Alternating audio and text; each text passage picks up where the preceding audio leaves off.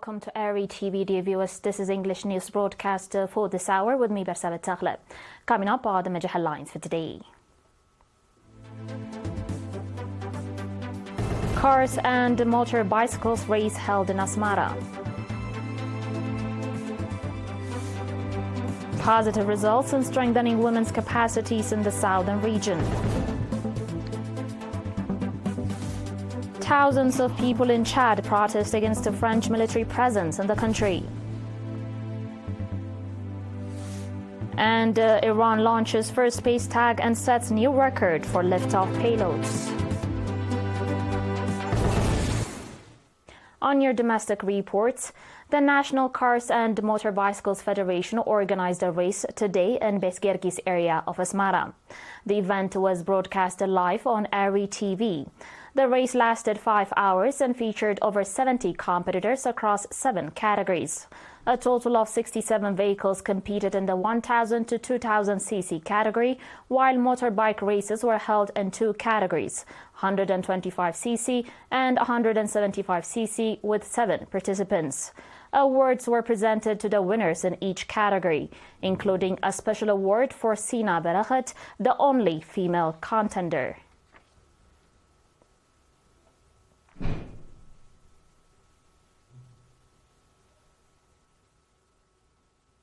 In other news, the National Union of Eritrean Women branch in the southern region has reported significant progress from its collaborative efforts with government and PFDJ institutions aimed at enhancing the educational, vocational and economic empowerment of women.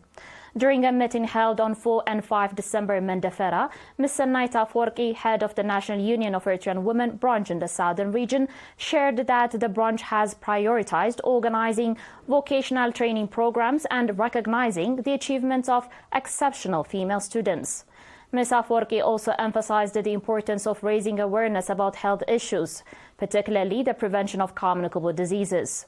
She noted that awareness campaigns and seminars have been held for both government employees and the general public, focusing on critical topics such as the eradication of child marriage and female genital mutilation.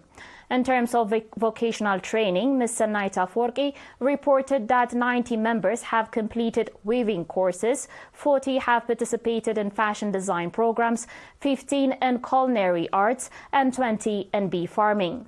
Additionally, she announced that sanitation materials worth 76,000 nafa have been donated to fistula patients at the Southern Region Referral Hospital. At the event, the president of the National Union of Eritrean Women, Ms. Taha Tesfa Mikael, commended the efforts made to advance the union's mission.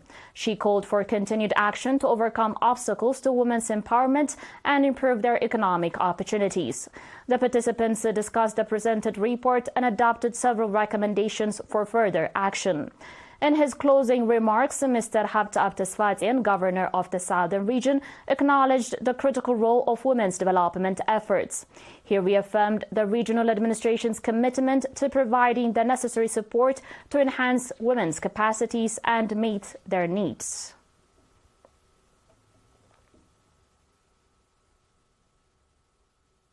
As part of its ongoing efforts to expand telecommunications coverage to remote areas, the Eritrean Telecommunications Corporation has successfully brought mobile telephone service to Adobha subzone. According to the administrator of Adobha subzone, Mr. Mohammed Umar Dirar, the installation of telecommunications towers and power infrastructure, which began in mid-2023, has now been completed. As a result, residents of the area can now access mobile phone services. The administrator further explained that prior to this development, residents had to travel to Nakfa town to make phone calls. The introduction of mobile services is expected to significantly improve the socioeconomic conditions of the local population. The administrator also noted that while the service is currently available only in the Adobha administrative area, which is located in the mountainous region, plans are underway to extend mobile coverage to other areas within the subzone. Adobha, one of the subzones in the northern Red Sea region, is home to approximately 14,000 residents.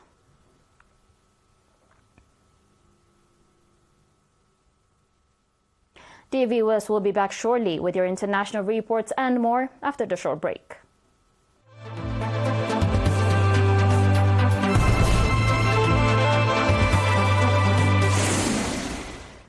Welcome back. Thousands of people marched in Chad to call for the withdrawal of the French troops from the country, a week after the Central African country ended a military agreement with its former colonial ruler. Protesters in the capital, N'Djamena, chanted, "Chad for us, France out," with some holding banners that read, "We do not want to see a single French person in Chad." Last week, Chad said in a statement it would end a defense cooperation agreement with France to redefine its strategic partnerships in line with its national priorities. France has maintained about 1,000 troops in Chad. The statement didn't specify when they have to leave. Some protesters on Friday went to a military airbase where French soldiers are stationed and called for their departure. Others gathered in front of the French embassy, which was under increased protection from the Chadian army. Chad was one of the last countries in the region in which France maintained a large military presence, having been ousted in recent years from Niger, Mali, and Burkina Faso.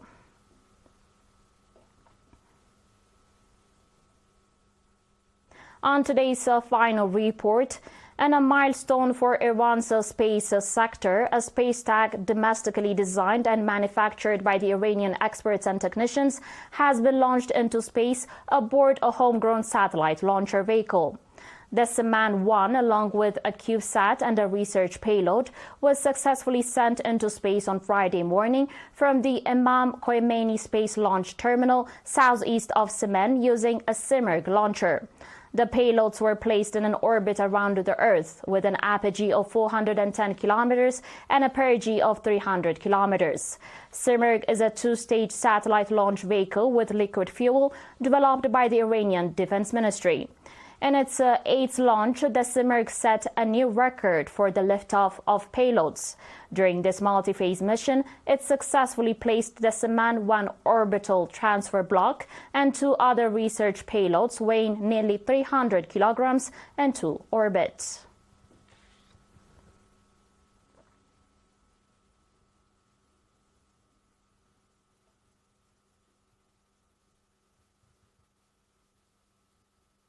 Dear viewers, you're still watching us on ERi-TV, and now recap of the major headlines. Cars and motorbicycles race held in Asmara. Positive results in strengthening women's capacities in the southern region. Thousands of people in Chad protest against the French military presence in the country. And Iran launches first space tag and sets new record for liftoff payloads. That was it for today, dear viewers. Thanks for watching.